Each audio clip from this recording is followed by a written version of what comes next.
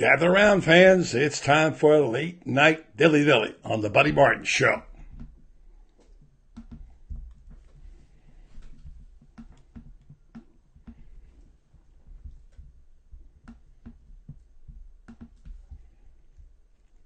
Good evening. Welcome to the program. I'm Buddy Martin. Glad to be with you tonight. We're starting off a little bit of a problem with our logistics, but we'll get that cranking in just a minute.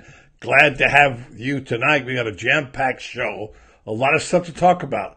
Since the epic meltdown on Saturday, we talked about it some on Sunday morning with you. We have a few thoughts about that. I'm sure you have many. We would love to hear from you. We're going to be dialing up Chris Doering here momentarily to get him on the Buddy Martin Show and podcasts coming to you once again on a Monday night here from Studio 12 in Ocala. Good evening to Clint, to David, to Jake, Paula, Scott, Mike, Laurie, Bubba. Now, all you folks will be getting right to you momentarily as you climb aboard for the program tonight.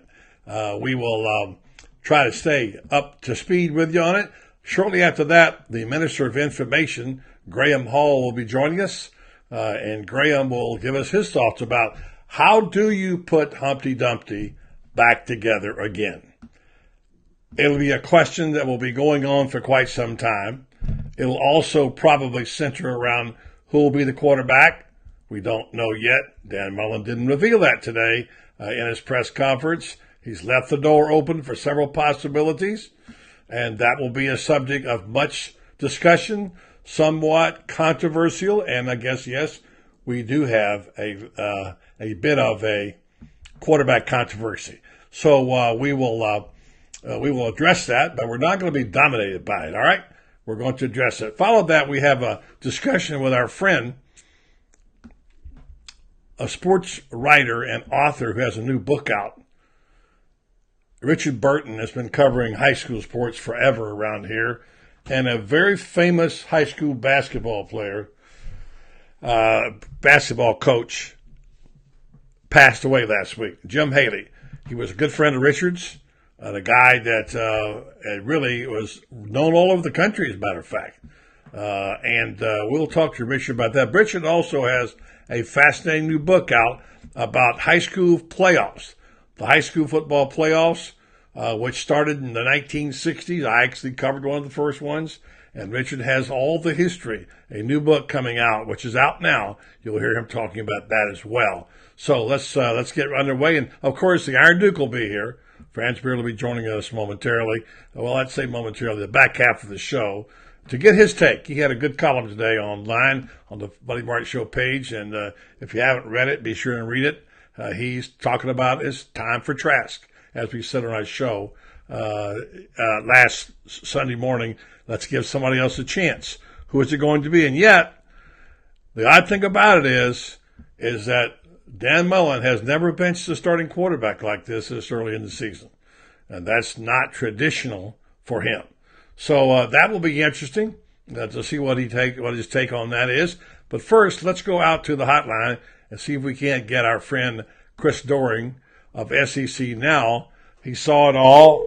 I know he's like many of us. He believes Dan Mullen's the right guy. Hello. But that would be the voice of SEC Now's Chris Doering, our very own. And he's in town for a change, headed back to Charlotte this weekend. And I know it must have been painful for you to watch, although your job is not to cheer. It is to report and analyze. But the whole issue of what happened on Saturday has left us all scratching our heads. Good evening to you, Chris. Can you give us your top of mind? It's painful for me for a couple different reasons. First of all, that was on our network, so I was having to talk about it at halftime and postgame, and it was painful, one, as a Florida alum, and it was, two, painful to have to be subjected to watch for 3.5 hours or however that long that game went. It was simply poorly played by Florida in every single phase. Credit to Missouri for what they were able to do. I mean, a lot of people talk about Florida coming off the disappointment of losing that game to Georgia and how their mindset was going to be, and they come out flat. Well, imagine losing the game the way they did the previous week that Missouri did to Kentucky. I mean, the last play of the game after a pass interference call untimed down, and they found a way to come to Gainesville on the road, rebound, and really dominate to get their first SEC win of the year.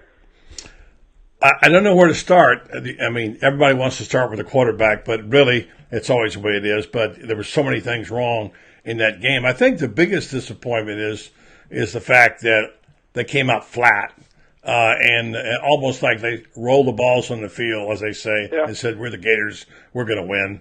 And it appeared that they played flat. It was uninspired. It was, by the way, it was not a great coaching job either. By the way, the players seemed to be in kind of a whiny mood about it after the game. Some of them were texting out and also tweeting out some things about, the fans. The fans are obviously very upset. It wasn't a great showing for homecoming. And in general, I wondered, this is one theory, this is just pure speculation, but you wonder if that last quarter against Georgia, when they had that great goal line stand with 10 minutes to go in the game, that they held them, but then went on to lose the game, you couldn't ask for any more max effort than that of your team. It was brilliant. But you wonder after that if they just shot their load, man, and that was it. They were done. If they walked off and came back to work and said, well, okay, this is just Missouri. We showed them what we can do. I don't know what happened. The attitude looked to me like it wasn't the best in the world. I mentioned, and this was some of the discussion around that Tennessee week, and I was quoted in the preseason as saying that if Florida lost to Kentucky, I thought they would lose in Knoxville. Now, when it came to the game week, I actually picked Florida to win that game up there. But the reason I made that comment at the time was because I thought this team was soft mentally. I thought it lacked leadership, and I didn't think they'd be able to recover from a loss like they would have suffered at home against Kentucky.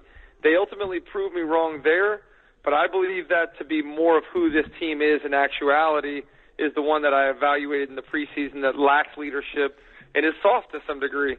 Dan Mullen's biggest job in coming to Florida and inheriting this program is changing the mental capacity of these players and what they demand, what he demands of them, and what they demand of themselves. And that includes not getting too full of yourself when you have success. Sometimes it's easier to overcome disappointment than it is to handle success. And I think part of what you said is accurate. I think this team started believing they were really good and that Missouri hadn't won a game in the SEC yet and that they could just show up and win at home. Well, it doesn't work that way. So, I was disappointed in the players. I was disappointed in the coaches, and I was disappointed in the fans, too. That's one thing that Dan Mullen when he got here was like, it doesn't start with us winning championships and the fans showing up. Everybody has a role, and that includes the fans to create an atmosphere that is intimidating for other teams to come. I was flat out embarrassed to see some of the shots of the stadium when we had the game on in the studio. It's embarrassing. You must for me. have been, yeah. Yeah, I mean that would have never happened back when I was playing at Florida. You remember? Shoot, Coach Spurrier, they tried to boo us in I think it was my senior year. We struggled in the first series, and they started to boo us. And he corrected that real quick. And this is it's a different day and age, I guess. It's a different crowd. But if this is going to be a successful program again, it requires everybody's investment, including the fans showing up and making the Swamp the home field advantage that we've always known it to be.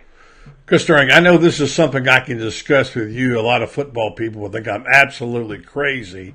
But there's a bigger picture here I wanted to discuss from more of a esoterical perspective. It's just one of 100 theories, but follow me. Football is changing dramatically. The game has changed. It isn't in some places doesn't pack the passion it did. It's not just here. It's campuses all over America, and you can make of it what you want to. You can say why. Is there more to do? Is there more on the internet? Is there more whatever? Is it a violent game? I mean, is it getting a game to be a game? Soccer is getting more popular for whatever reason. I'm putting this all together in one basket, one bucket. I have a couple of friends of mine in football. One of them's a coach who said, I don't think we'll have football in 10 years. because of all the issues that we know about. Now, the converse of that is some people say they're ruining the game by over officiating it. The whole thing with targeting now has upset a lot of people that it's gotten too far. It's gone too far. It's touched football and so on. Now, put that on hold for a second, and then I'm going to get your response. There's no doubt that since I went to school, and even since you went to school, academically, Florida has gotten higher and higher and more difficult to get into. Mm-hmm. And I'm just going to go ahead and say it, and it's okay. It's not a pejorative term to say nerds. A lot of people love being nerds and want to be nerds. I have somebody in my family who considers himself a nerd, not my son, but and is proud of it because they're smart people. He happens to be in IT, computer programming, so on and so forth. So there are a lot more of those kind of people on campus now than when Chris Doering was playing and catching all those passes and setting records. So the context of the student body, I haven't talked to them. They're different kinds of people. Yeah. It's a more of an international crowd. They're not all raised in the South where football is king, And so I wonder, given all that, then add in the factor, and this is the last piece of philosophy I'm going to put out there, add in the factor that you can sit in your living room in a 56-inch TV with a cold one and a beautiful day and sit there and flip around and watch 4 ball games and watch it and have a 50-yard line seat and have it explained to you in detail and replayed, and you think, well, there's a reason that goes deeper than just fans not wanting to come to the ballpark. How about all that? I think you're accurate in every single point you made there. I mean, I think all of those different factors play into what we're seeing in terms of attendance or lack thereof. And as you said, it's not unique to the University of Florida. You look across the SEC, there's empty seats in just about every stadium. I mean, I think one of the things that's unique about the University of Georgia is how well they travel. And maybe some of that has to do with their success last year. Maybe it has to do with some of their road schedule, but they still travel the way that Florida used to travel. And a lot of teams are cutting back and making those road trips, or a lot of fans are cutting back and making those road trips for a number of different reasons. I think the irony about it is this big paycheck that all 14 teams, schools in the SEC get in the spring when they have spring meetings in Destin comes from the SEC network, comes from the contracts, the TV contracts.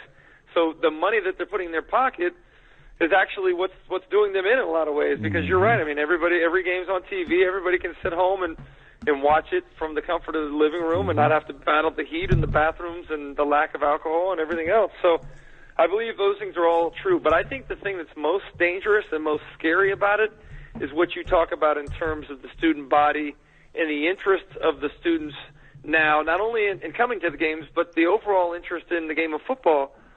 Those people are going to be your next boosters as they go on in life, as they graduate, as they become employed in the workforce. Those are the ones that are going to be donating money or not donating money. And so not having a connection to the football program is ultimately going to affect, facilities. It's going to affect the budget. It's going to affect a lot of different things that, this arms race has created over the last 10 or 15 years in college football. So I think there's a lot of concerning factors, not only to the University of Florida Athletic Association, but to the entire world of college football in general. Like you said, it affects everybody, not just here in Gainesville.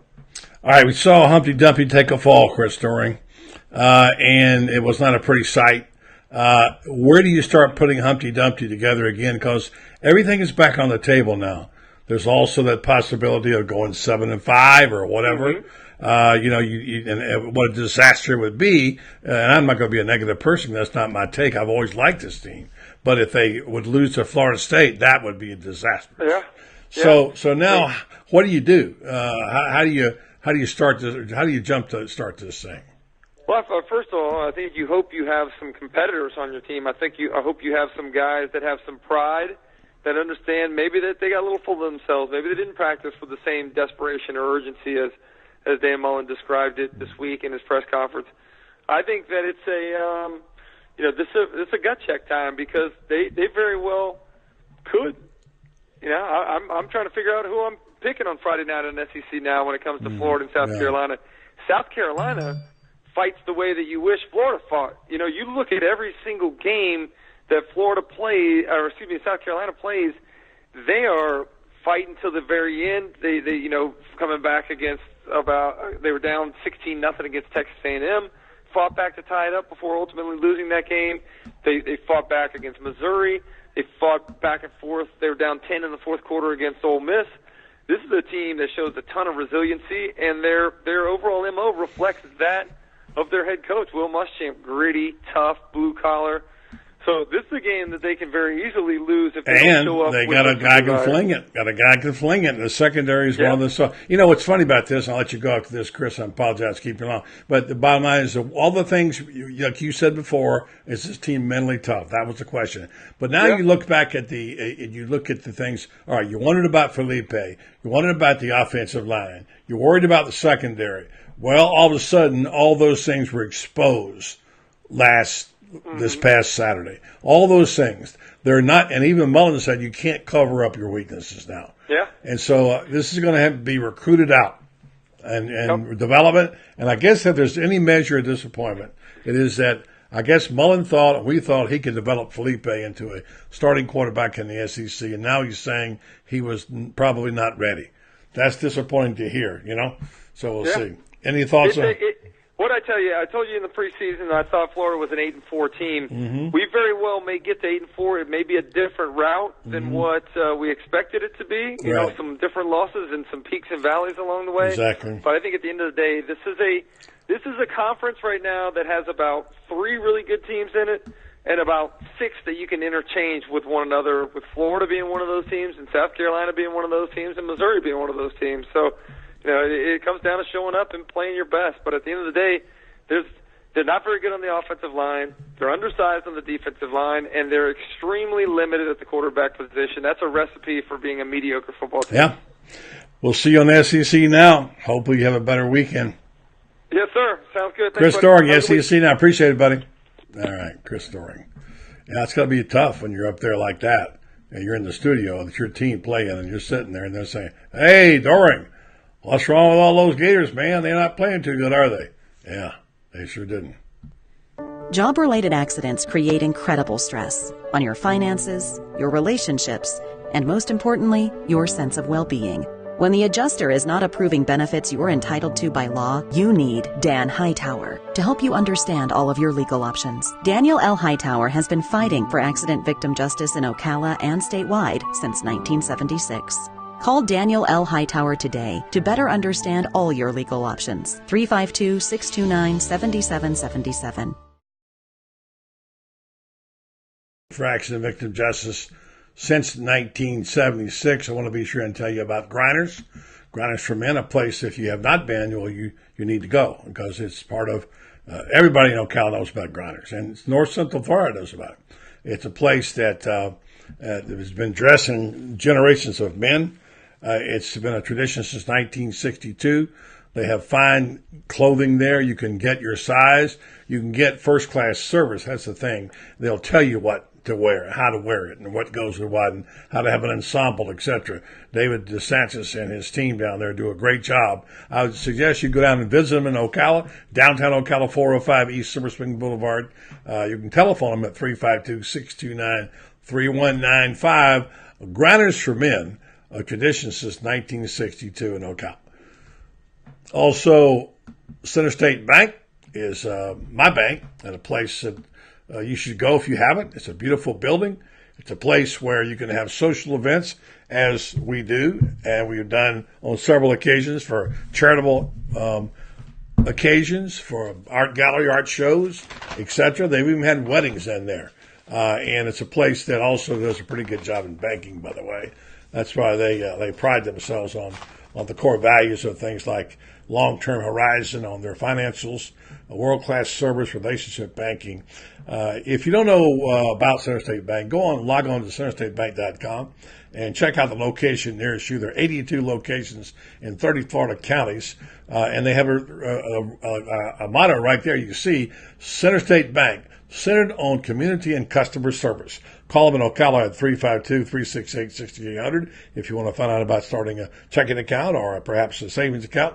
They're located on this particular building, this beautiful building, Silver Springs Boulevard in Ocala. Center State Bank, centered on community and customer service. It's time for the Minister of Information. See what he's got to say. I'm sure he's got a few things. He usually does. And wonder who he thinks will start. Who do you think is going to start? We haven't even gotten to that yet. We'll see what the minister has to say about it.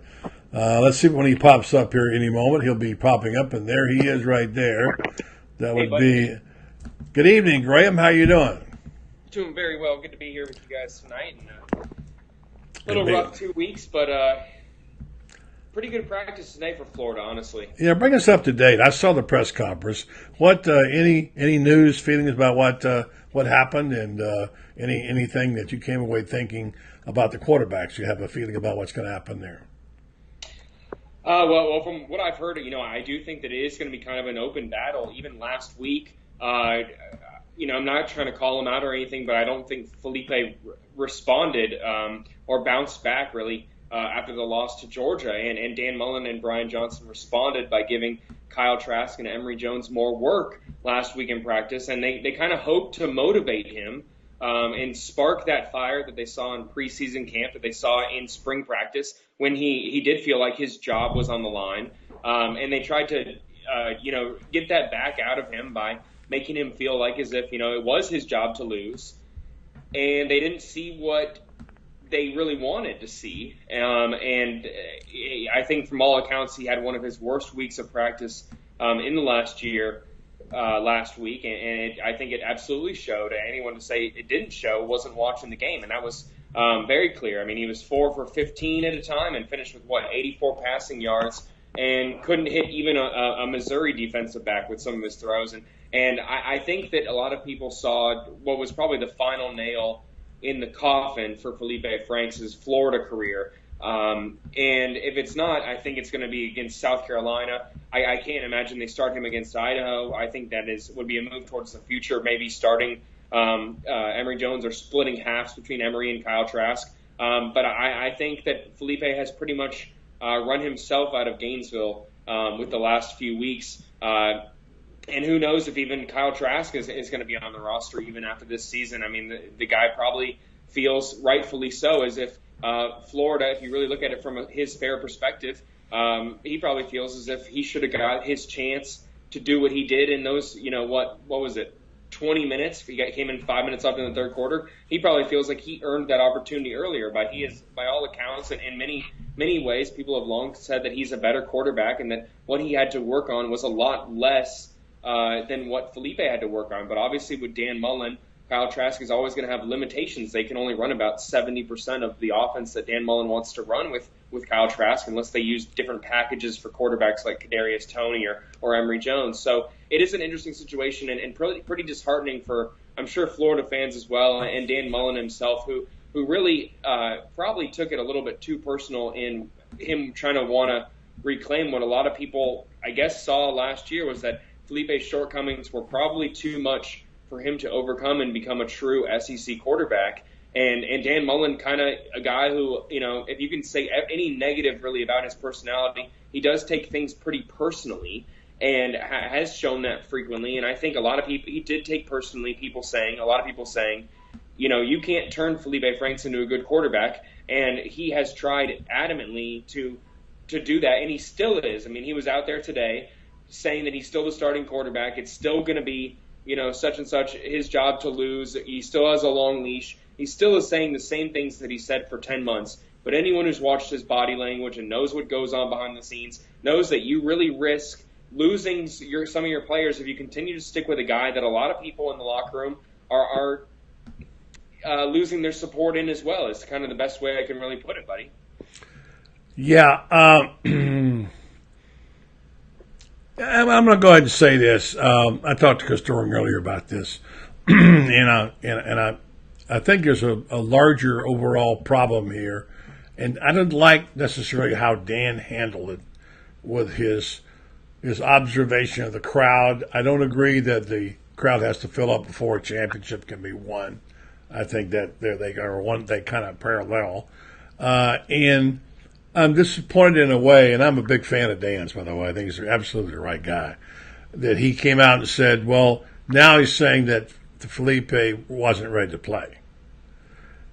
I get that he didn't have a lot of options at that point in time, but I'd hate, I think what he's saying, I hear in there, is kind of an admission that he hasn't been able to get the job done with him. And he has been able to do that with all his quarterbacks in the past. He's a developer of quarterbacks. And I don't know, he's never come out and criticized him. But the fact is, we now see that it sounds like he's given up on him. And by the way, I understand why. Because he hasn't played well. And he made a disastrous fumble against Georgia, even though they had a goal line stand. And anyway, the bottom line is those are those 2 points. The other thing is, I want to say that I bought into the fact that this team was an 8-9 win team, and maybe even 10 after they won those 5 in a row. But I think, as I said to Chris, the lack of talent was exposed.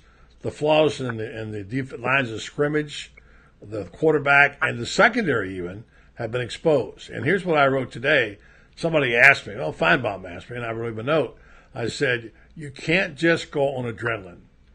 # relentless effort and scheme just goes so far. I think they shot their wad on the goal line against Georgia. I know a couple of guys, I think, who are playing for the draft status. It feels that way. They could go 7-5 if they lose to a terrible FSU team. So those are just top of mind thoughts. Now, I'm not waving the white flag. I'm not saying it's over or that it's a failure, whatever. I'm saying it's a setback, but by the same token, there is a chance to retrieve this year and to finish with 8 wins, which will be a good year. But some disappointments there. I guess maybe I bought into Mullen and drank the Kool-Aid, a little too much. But I thought they were better than that. Your take on that? They could still win 9 games, buddy. They could still win these they last can win 9 games. I don't think they'll win. I don't know if they'll beat South Carolina the way they're playing right now. Got a guy who can fling it. This is a South Carolina team that, if we're scouting South Carolina right now, they come in here with a good quarterback in Jake Bentley, and they come in with a great running back. Their safeties, both safeties are hurt. But it's more than just 2 safeties. I believe they have 3 safeties hurt. They're even their backups. The guys that they have playing are very, very banged up. And, I'm not saying that that's going to be an issue, but this could be a situation where if Florida is going to look to take a lot of shots downfield, and in the past, even in the last year, that has pretty much been the best chance that the offense has had at winning football games. And if one of the areas where Felipe was, I guess, Mr. Reliable in a sense was his downfield throwing ability before this season. Now he can't hit one to save his life. Yeah. And I'm going to say something else really quick about a quarterback's point, and you guys can disagree with me or not. And this is something that I think you can maybe attest to, and it's a point I think a lot of people have made, buddy. Steve Spurrier went through quarterbacks like hand towels at a time. If a guy wasn't working out, he wouldn't stick with you. He would not tie his reputation to a quarterback. If a quarterback could not cut it at the University of Florida under Steve Spurrier, it was never on Steve Spurrier. It was always on the quarterback. Now, is that fair or not? Who knows? But by who? By Spurrier or by the fans? Was it fair for Spurrier? I think that people have various perspectives about it, because there's a lot of quarterbacks that you go out there and talk to who don't become successful until their junior, senior year, and they kind of, get thrown into the fire like Dan Mullen was trying to say earlier. Felipe.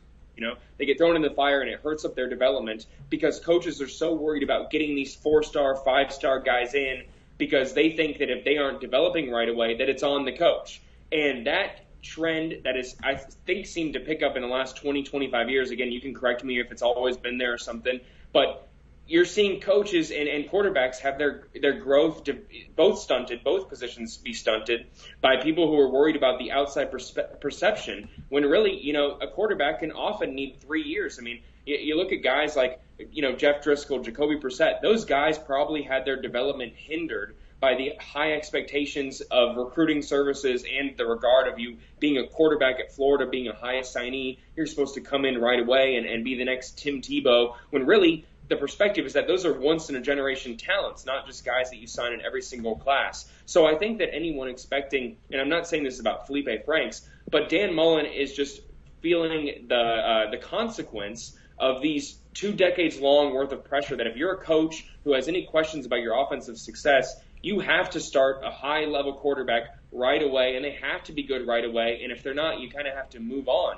And I don't know if that's hurting the program or not, but it seemed to work really well for Steve Spurrier when he would get rid of quarterbacks. And I don't know why that has kind of gone away with it. Maybe it's all the social media, the outside perception, and the fact that it's such a public thing if a quarterback gets benched. And, Mullen even said it after Saturday's game that we rotate running backs all the time, wide receivers, and you guys don't write about that and guys losing their jobs. But when it comes to the quarterback, it's this big thing. So it used to not be such a big thing, it seemed like, at Florida, and arguably the best coach in Florida history rotated quarterbacks, like ties.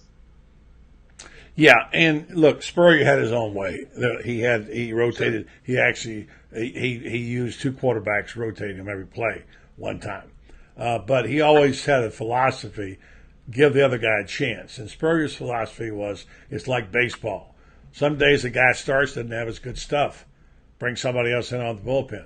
And if the guy pitches good enough, bring him back in next week. And so he was big on that kind of thing. And I've seen him do it to Werfel. I've seen him bury a guy who never played again. Sure. I've seen, and that's just how he is. I think it's not Mullen's style. Mullen's been to get guys, and the thing about it is the kind of the prototypical quarterback Mullen has been getting is usually a tall, big guy who can run, and look at his quarterbacks who he's had. So anyway, I don't know. I mean, we could be here all night talking about that, but we'll see with the quarterback. I'm not convinced 100% that it won't be that he won't put Franks out there and give him a quick pull and give him a quick short leash. I just don't know which way. I'm pretty sure he won't. He won't start Jones. Not this game. He might start him against Idaho, maybe. So it's going to be either Trask or it'll be Felipe and a quick leash, short leash, quick trigger, I think. Okay, so tell me, what do you do to rebuild this team?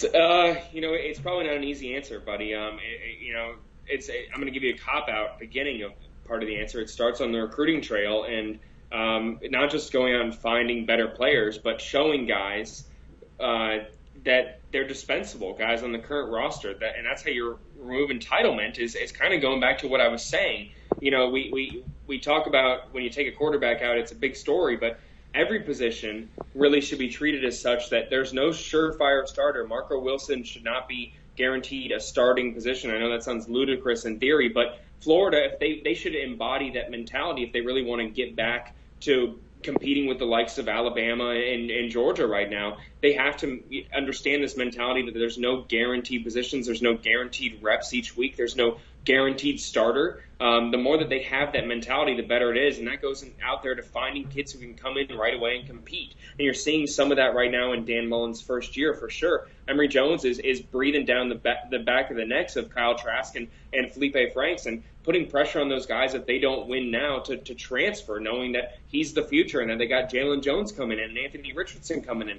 That's how Dan Mullen is sowing the seeds. He's getting top-level talent right now that's putting pressure on the guys, the other underclassmen who are still on the roster but weren't part of Mullen's regime and may have that sense of entitlement, that sense of head-hanging when they're out of the SEC East contention, when there's still a lot of stuff to be played for. I mean, if the fact that the guys on this roster don't think that if a 4-game winning streak could change the future of this program, what could it could do for recruits that they could land, getting a bowl. If they don't understand that, then those people in Mullen's eyes, and I'm not saying this is all not my opinion, but that's what Mullen's trying to reinstate. But if they don't understand that, if they don't have those same goals, if they all have various goals of people are thinking about the NFL and they're thinking about why they're not getting more minutes, that's the things that Mullen's trying to eliminate, and getting that to everyone think that, they could lose their job at any minute, which means losing their livelihood and losing their future. Until you get guys like that, they're going to lose games in November that they shouldn't lose, and they're going to come up short in the SEC every year. And it's kind of refreshing to Florida fans, as painful as it is. You have to give Mullen some credit for going out there on Saturdays after games, going out there on Monday mornings, and saying as such. I saw Ed Orgeron get trashed after they got, trashed by Alabama for saying that he wanted to go recruit better players. Now, was that message going to resound well with his players in the 2 weeks after that loss? Hell no. But was that going to be a bulletin board material for him in that locker room and something he can help people on the recruiting trail for the next 3 months? Absolutely. That was genius in a sense. Anyone who doesn't see what he was doing doesn't understand what you can do on the recruiting trail and how you can use the media in a sense. I think Mullen's kind of understanding that, and Florida's hopefully getting the message.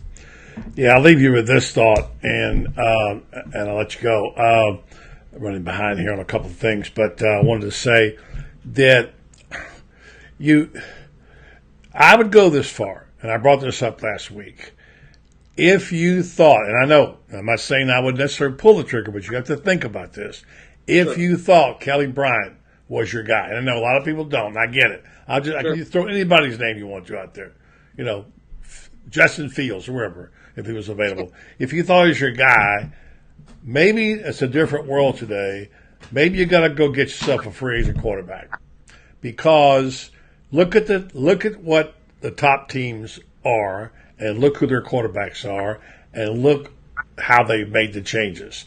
Alabama, Clemson, Georgia, Notre Dame, all made changes at quarterback.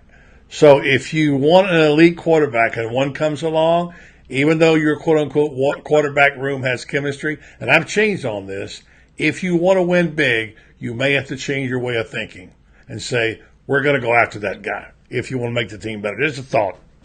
Yep. And I'm going to say this to Florida fans, and I'm not trying to be mean in a sense, but like what you just said, if you want to win, you have to use every bit of your rules. I mean, you see Florida fans lamenting, making those jokes about Alabama and Georgia cheating and going on the recruiting trail and paying players and all that stuff and joking about stuff. But really what they're doing is they're taking advantage of every single loophole and every single rule. I mean, the NCAA, is becoming, like you said, it's moving more towards a free agency with the grad transfers. And if Alabama's doing it, if they're getting guys consistently to, 4-star, 5-star guys who don't work out at other programs to come into that program, you have to do that too if you're Florida. I mean, I'm not a betting man, and I'm not trying to put any money on anything or say that I have any inside information, but just knowing what I've heard and everything, if I was to bet right now, I would say that Kyle Trask and Felipe Franks have transferred by signing day, and I would not be surprised if, before the bowl game they were to announce those decisions so they could get a head start on them.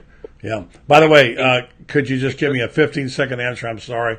Joe Fulford has asked 3 times. He's heard a report there was an altercation in the locker room after the game. Have you heard anything about that? Have you asked? Are you asking me what? No, he said I've heard a report there was an altercation in the locker room after the game. Do you know anything about this? So, people hear the term altercation and they think a huge fight.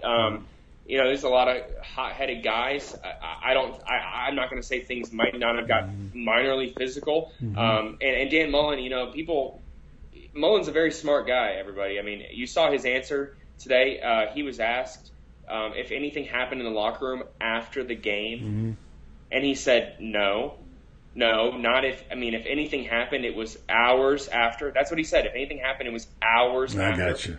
So he was asked if anything happened after the game. No, he said something may have happened on the facility. And what I can tell you is that there was a lot of hot-headed personalities in the locker room. They were made, especially by the seniors.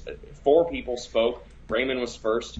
Spoke up in an effort to try and calm down a lot of those personalities. And these are a lot of guys that have let things boil up for not just 2 weeks but months. Yeah. And some of those things came out. And I'm not saying punches were thrown or anything like that, but in a sense, the way it should be spun is that maybe some guys got out some frustrations and got their heads a little bit clearer of things that they had pent up. But by the way, it happens all the time, just so you know. Yeah, it happens all the time. I mean, who can remember, what was it, Deontay Lewis? Deontay Lewis was one of the guys standing up there advocating for guys to unify when 3 years ago he was swinging a helmet at Jalen Taylor. Yeah, so, right. In a sense, this stuff happens all the time, and most of it's the heat of the moment stuff. anyone. I mean, there's no reason Dan Mullen. Yeah. There's no. I'm not trying to insult All him, right. but. Good job. Listen, thank you. You can read him in Gator Bait. You can read him in the Games with the Sun. You can see him on all kind of TV shows, radio shows. He's everywhere. He's the Minister of Information, Graham Hall. Great. Good job, Graham. Thank you, buddy. My pleasure. See you guys later. See you, J&K. Take care. All right, Graham Hall. Always good to catch up with Graham. We're going to catch up with our friend Franz Beard here in a moment, pretty quick. And I want to first do this.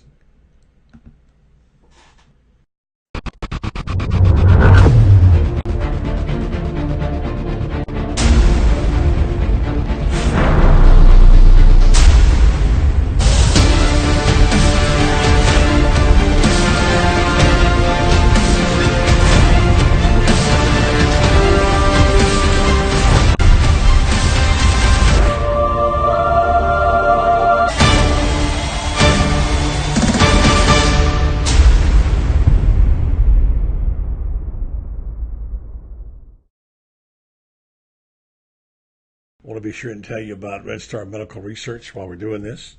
Going to call the Iron Duke's sitting by waiting. I'll call him right now while we're doing this. I want to tell you about Red Star Medical Research, the superior research facility. You hear me talking about it all the time here. You see last week's Player of the Week, the Red Star Star of the Week, which is a local high school player who has the best game, and then they go into the lineup with the Scott Brantley Trophy, which is going to be awarded next spring, and that person will be the one with the best academics, football results, citizenship, scholarship, etc., and will be picked and awarded a nice big trophy. So Red Star supports all of this, which we love. They also support a patient-centered clinical research facility, one that brings cutting-edge clinical research to our community for trials on things like Alzheimer's, psoriasis, osteoarthritis, migraine, fibromyalgia, along with many other conditions that affect our community since its inception in 1968. Red Star has participated in more than 600 to closer to 700 trials, continued to partner with prominent pharmaceutical and biomedical companies throughout the medical industry. So check them out. You can go online to RenStar at .net and find out why they say Red Star Medical Research, seeking tomorrow's answers to the health questions of today.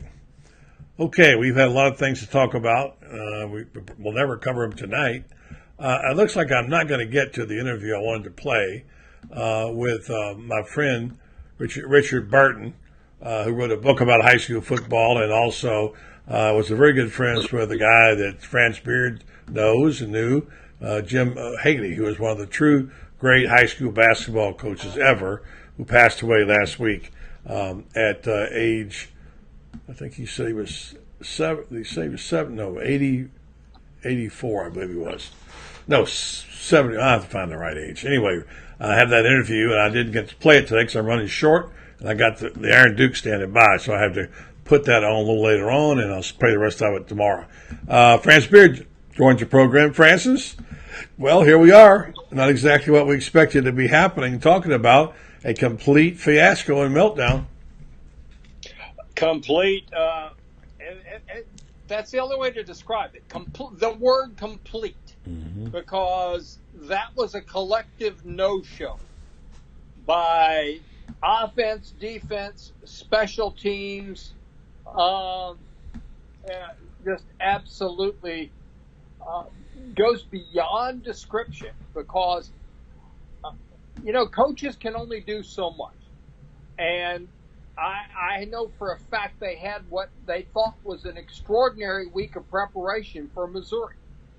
And I don't know what happened between the walkthrough on, the Thursday final tune-up practice, and then they had a walkthrough on Friday and Saturday. But whatever they had going, they lost it, and that was an embarrassment because Missouri is not that good of a football team. Now they got some talented people. There's no question about that. Got a quarterback that's going to play in the NFL. But this was the 123rd worst pass defense in the country. and Felipe Franks couldn't have hit a bull in the butt with it. It was a base fiddle from point blank range. Mm-hmm. Yeah, that was, you almost can't say anything too strong about it. Short of trashing, bashing, and cursing, we don't allow that. But otherwise, it was terrible. And it was disappointing all the way around because it sort of was a mandate on the failure to develop Felipe Franks. And going back to the days of Utah all the way through the days of Florida, Dan Mullen has always been able to develop a quarterback.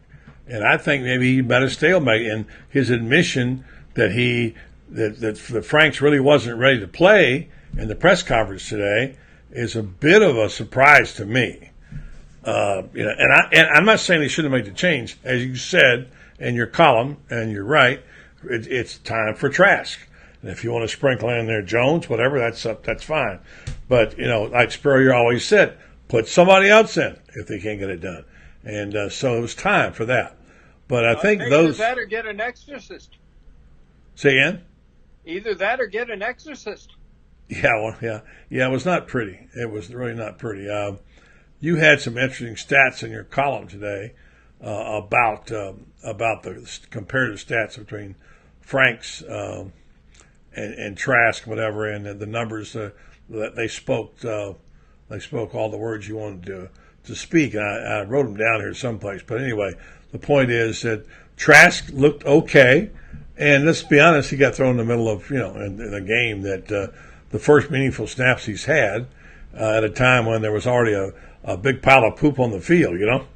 He was going against Missouri's first-team defense. They knew he had to throw. They brought the house on every single play. Mm-hmm. I did not see any flinching on his part. I saw him stand up there. Well, let me read your paragraph. I got it right in front of me, okay? And then you can say whatever you want to, but this is what you wrote. There was no deer in the headlights look from Trask, even though he entered the game in less desirable circumstances. Missouri knew he was going to throw nearly every down and brought the house every play, as you just said. Trask stayed poised and actually looked to second and third receivers when given time. The play of the O-line wasn't that often.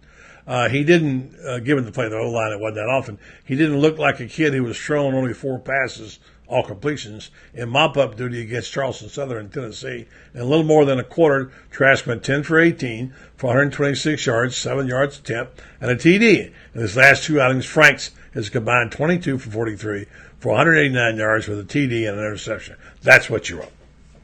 Yeah, and that's not even 5 yards per pass attempt. And I got to tell you what, there was a lot to like about Kyle Trask Saturday. I know that everybody's going to say, well, he's the second-string quarterback and he's everybody's best friend. Well, I think that, I hate to say this, but I think Felipe Franks has hit the wall. I really and truly think he has hit the wall. I think I think the Vanderbilt game in that second half against Vandy was as good as it's going to get. And I think he started – I think maybe the off week between Vandy and Georgia was probably the worst thing that could have happened to him. We'll never know, of course, but he's a guy that had momentum and has lost it, and not only seems to have lost the momentum that he had, but seems to have lost all confidence in his ability to make throws as well. He's doing things now that he did last year. Instead of 2 steps forward and a step backward, which is kind of what we got used to through the first about 6 or 7 ball games, now it's 1 step forward and 2 steps backward. Yeah. Look, we could sit here and talk about Franks all day long. And the fact is, I've really felt like that Dan Mullen had a chance of coaching him up. Because there were moments, even the announcers said, he throws 3 bad passes and he makes an NFL throw. You think, wow, only an NFL quarterback could do that. Because there were obviously, there are obviously times. There's downsides of Trask. And every quarterback, he's not a good runner. He's not physically tough, He's got a nice throw, nice arm. I'm not sure if he can manage a game or not. He's never had to as a starter. We don't know. No. We don't I'm not. Franz, I'm not saying don't try him. I'm all for it. I'm with you on that. I'm just saying I want people to remember this, though, 2 weeks from now. Yeah. I want them to, when they start saying, well, we knew the whole time he couldn't do this, just remember, give the kid a break. He hasn't played. You can't put him out there expecting him to be ready to go in a championship form when he hasn't played. I think he can do okay. I'm just saying, I'm talking about to the fans. Don't put him in there for 2 games and be screaming, get him out of there and put him on the bench, bring in Emory Jones, which fans love to do, as you know. So it was time to make a change. No question. We don't know. And let's see what he can do. I'm all for you. I'm all for the move. I think it's the time to do it. But let me just say one thing. I've talked about this now for for 50 minutes. And not one person so far has brought up they got no pressure on the quarterback again for the second week in a row. The secondary was pathetic. Even the best player on defense, C.J. Henderson, got burned several times. I don't know what was going on. The whole defensive effort, like Mullen said, the offense was as bad as the defense, but the defense was terrible. Drew Lock ate their lunch. The whole team mailed it in. And I got to tell you something, buddy, before Saturday happens, some things have to happen on this team. Starting with, let's go on offense. The offensive line has to step up and say, okay, guys, we have got to run the football. Florida only ran the ball for 113 yards against Missouri. They got to say, we got to protect our passer. We didn't do that Saturday. Part of Florida's troubles in the passing game Saturday had everything to do with the fact that the offensive line was back to being a sieve like they were last year. And it's time for Martez Ivy's a senior. Tyler Jordan is a senior. Fred Johnson is a senior. You got 3 seniors there. You got Jawan Taylor, who's in his 3rd year as a starter. These guys have got to say, you know what, guys? We got to do it. We have to get this job done. Because if they don't step it up and play better than what we've seen in the last 2 weeks, because the Florida's offensive line in the last 2 weeks has been pathetic. I'm just going to tell you what, they have been pathetic. And they've got to get some push. They've got to be able to defend off the edge. We have seen since the second half of the Vanderbilt game, we've seen a team go, that's just jammed it in reverse. Yeah. Yes, that's true, Franz. We're going to be talking about this for a long time because there's a referendum out now on this team and coach the next 3 games. We'll see what happens in it. But the quarterback is just one of the things. People are talking. The things that are concerning many of us is the fact you got guys playing for NFL draft spots now. And there was a tweet over the weekend by one of them, I won't mention his name, who talked about he's told the fans he's ready to shut it down if they keep up. And I get it, the fans can be brutal, but you better get used to it. If you think it's bad here, when you get to the NFL, it's a whole lot worse. And I think there are so many things that now that have changed, the landscaping, aside from the quarterback. And you got doubt in the secondary. Here's the one thing, and Brendan mentioned this Sunday, by the way. Here's the one thing we got to keep in mind. The element of surprise is gone. Dan Mullen was a new coach with a new team, with new personnel, and every time he did something different, no one expected it because they didn't know it was coming. Well, guess what? There's all this tape out there now on the defensive side of the ball as well as on others. Wow. And these coaches are smart enough. Give them 4 or 5 reels of tape, as they used to call it, tape. Give them the videos, and they'll have a scheme for it. And all of a sudden, there's no pass rush. Well, here's another thing that's happened, buddy, is that Dan Mullen and his staff did a lot of smoke and mirrors. No question about it. In those first 7 ball games. That's exactly what I'm talking about. They had no leadership. Mm-hmm. You get to a game like the Georgia game, you get to a game like when you got to bounce back like they needed to do Saturday. This is when leaders step up.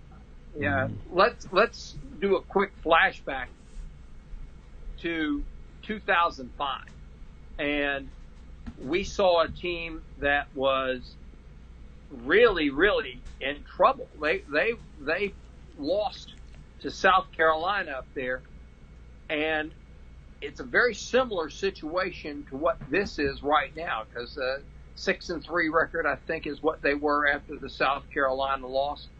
And this team only bounced back because you had Vernell Brown, you had Jerome Mincy, and you had Jarvis Herring that basically commandeered the plane when it landed on the tarmac at Gainesville, coming back from Columbia, South Carolina. Right. And these 3 guys, for almost 3 hours, stood up there and they called players out and said, we are tired of this. You know, some of you guys are playing for the NFL.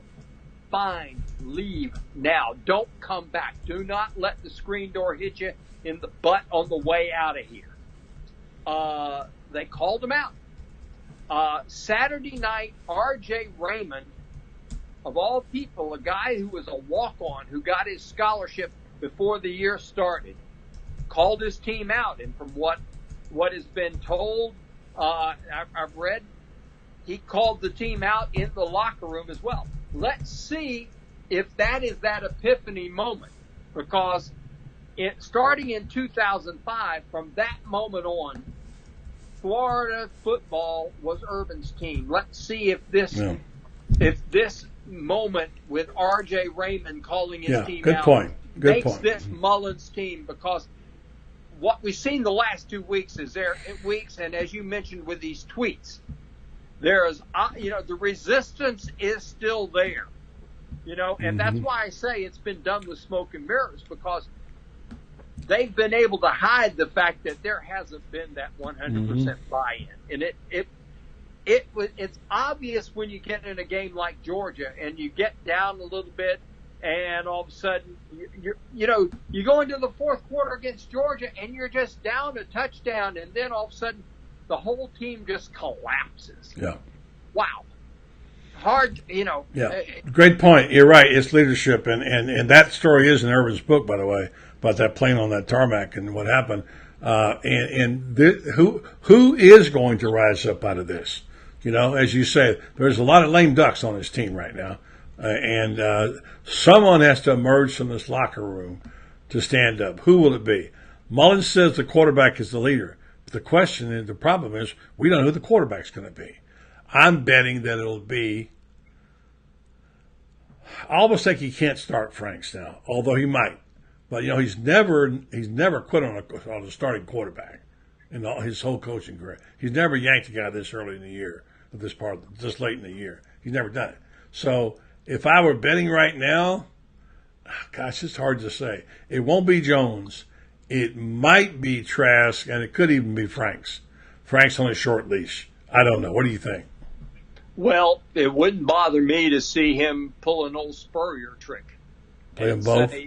And play them both. Mm-hmm. Maybe not alternate them every play as Spurrier did. Right. With Noah Brandeis and Dougie Johnson. Mm-hmm. But maybe alternate them every series in the first half, and then go with the hot hand in the second. Yeah. Something like that wouldn't surprise me. Dan Mullen's got to shake this team up, because I got to tell you something. South Carolina is very, very capable of beating this Florida football team. Very capable. No doubt about it. No doubt about it. I mean, there's no question about it. I would be very worried I think the one thing helps them is they lost, half their secondary and all their starting safeties, maybe the top 3. They got injuries, but I mean, it's a perfect spot for Muschamp to come in here and knock them off. And now you're hoping to beat Idaho and thinking, praying to God you don't lose to someone like FSU. That's what you have to think about. So 9-3 is still there, which when we started the season, we said 9-3 it would be a great year. I know, France, but in that third quarter in Gainesville, I don't think they could have beaten anybody. No, they couldn't. I mean, I don't care. Gainesville High School, they were terrible. They mailed it in, absolutely mailed it in, and I hate to use the term quit on them. That's kind of what it is. But I can't say that everybody quit on him, but some of them did. Yeah. And you know what? That's the story of the old Yeller era. That's why I say that not everybody has bought in, because we saw that in the 3 previous years, that the Gators would get in tough situations, and when the tough got going, some guys quit. Yep. They did. There's only one way to describe it, and that is some guys just didn't have the character to keep on keeping on. And we're going to find out a lot about this team. I am not at all down on Dan Mullen, and again, I'll make the statement. Coaches can only get you ready. At some point in time, you got to sit there. You were mentioning earlier Jim Haley. One of the things I always loved about Jim Haley was Jim Haley in his pregame pep talks would say, "I've done all I can do. The rest is up to you." Yep. That's a good point. I'm glad you brought Jim Haley up. I'm going to play. Hang up here from you. I'm going overtime to play a short bite from a guy who knew him really well. Jim Haley did an amazing job. In addition to winning 3 state championships at Vanguard, he also put on a first-rate, and you've been to it, to a high school tournament called the King of the Sun, where there were scouts from everywhere that came there. The talent he brought in there, he brought in Bobby Hurley's team, from Washington. He brought in national teams. He brought the Miami teams. Frank Martin knew him from playing in the tournament from Miami Senior High. And so Haley was an amazing guy. He's started AAU basketball in this state, which really elevated the whole state as far as basketball. He started a thing called Team Florida, and it gradually became Nike Team Florida, which became a big deal. Nike Team Florida. Chandler Parsons came out of Nike Team Florida. Scotty Wilbekin came out of Nike Team Florida. Yeah. Whole lot of guys that are getting nice paychecks came from Nike Team Florida, and that was Jim Haley's roots. Yeah, he was quite a guy. Francis, I'm gonna let you go. It's after 10 o'clock. It's your bedtime. Good job. Good column. Good comments about we'll see how things shake down. I might have you come in and give me a little cameo later in the week on the basketball team. We got basketball tomorrow night. Tomorrow night against Florida State, and I think it's going to be a good basketball game. The Gators have maybe the best group of shooters we've seen here in a long, long time. Maybe the best group of shooters. I'm talking about overall. Yeah. Lots of them. Well, you know what we got to do? Why don't we do a little in-game discussion about 9:15? It's a 9 o'clock tip, right? All right. Yep. Sounds good. And you can give me your assessment of what you're seeing out there, all right? All righty. Take care. All right, Francis. Thank you, buddy. I appreciate it. The Iron Duke. He's everywhere, the Iron Duke.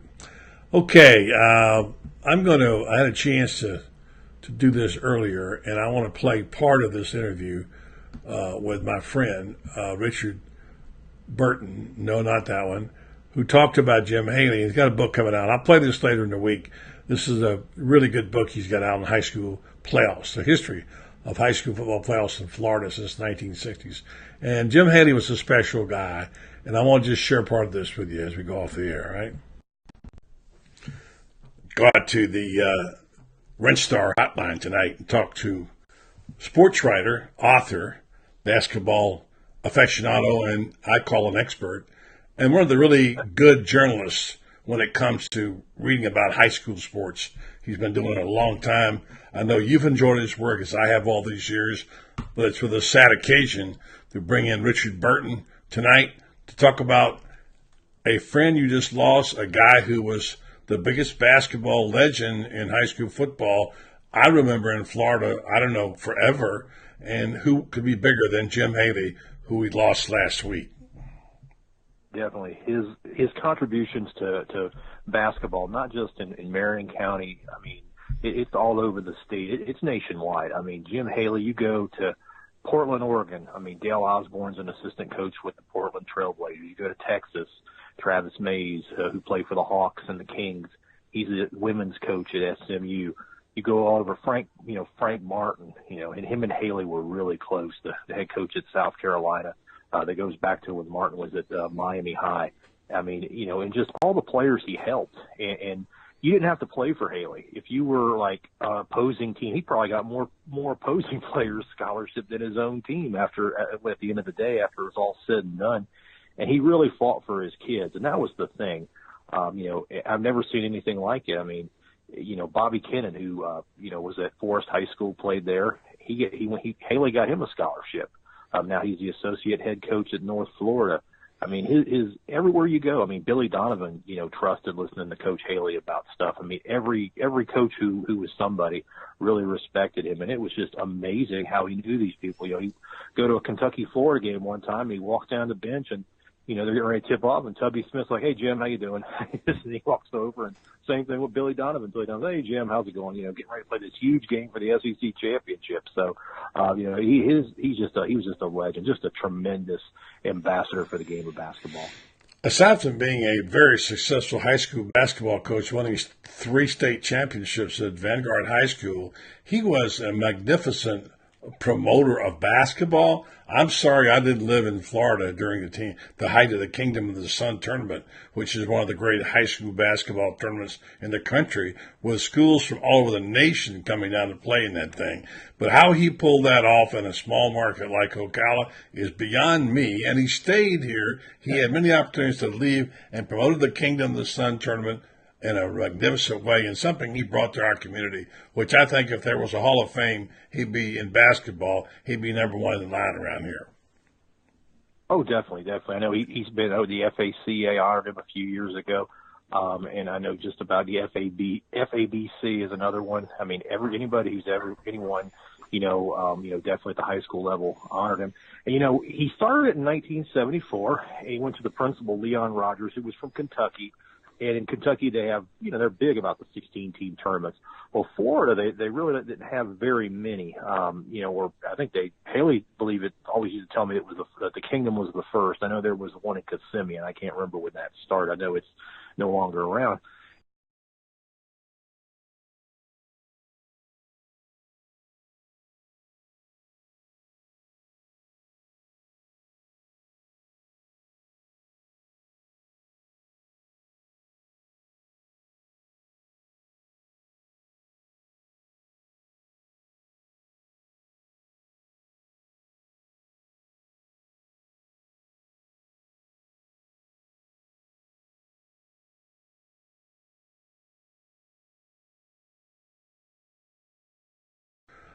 Like this. Those listening to the show know that I hate watching this time of night, but hey, what the heck? It makes me hungry. But there's a couple of dishes from Mark's Prime. Have you heard of Mark's Prime Steakhouse and Seafood? Can't imagine that you haven't. If you've been around here at all more than 5 or 6 months, you know that this place is known for its terrific food, is really premium beef, the great wines, the fresh vegetables that they have. Matter of fact, all the visiting teams that come here to play football in the swamp, they stay in Hilton and Ocala.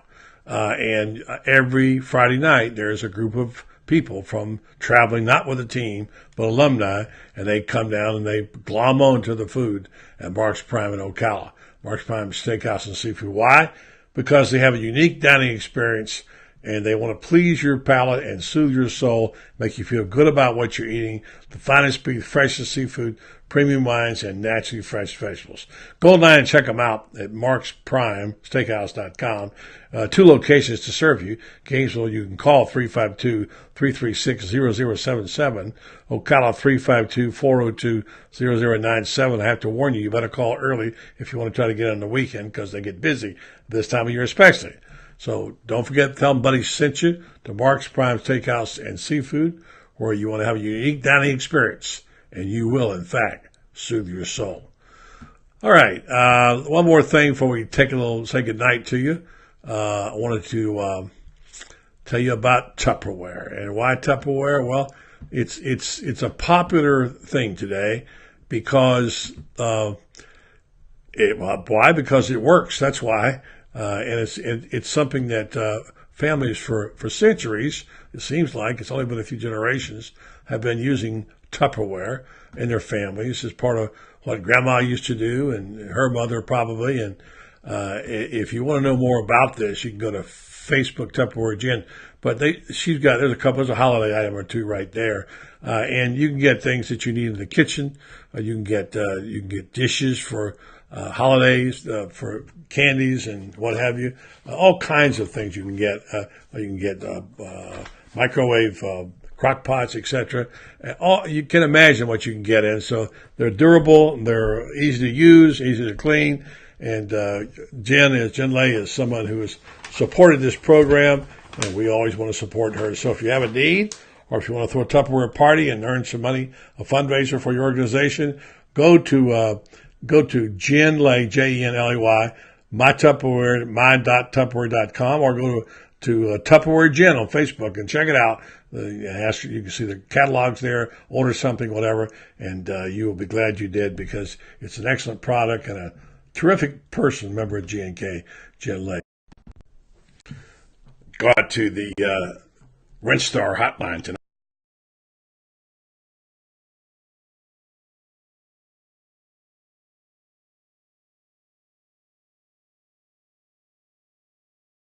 For the Kingdom and for the Gator fans. A time when, between dealing with disappointment, somewhat confusing,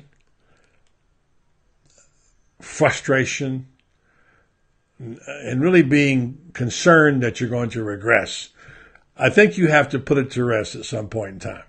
And remember the times, as Brendan said last Sunday in our broadcast, about, look how far this program has come. There will be other days when the Gator Nation Kingdom will be back again contending. Right now they had a setback. And you have to decide, do you want to be in this or not? You can't just stick a finger in the water and then go running if something doesn't go right to you. You could complain and grouse and be disappointed and express dissatisfaction. We don't trash, we don't bash, we don't cuss around here. But you can say that they did a lousy job of coaching, and they did. And that the secondary played terrible, and Franks deserved to be benched, all that. But don't ever lose the idea of what you want here. You want to be able to celebrate and cherish your team. You certainly want to support them. You want to give them some positive vibes on recruiting. And you want to try to find the high road and the glass half full when you can. All right? So this is going to be a challenge for us all. We're in it together. We'll get through it. We'll be right here for a long time to come, and this is what we do here. This is what we do in the Gator Nation Kingdom. Remember, stay loyal to the Kingdom. Good night, everybody.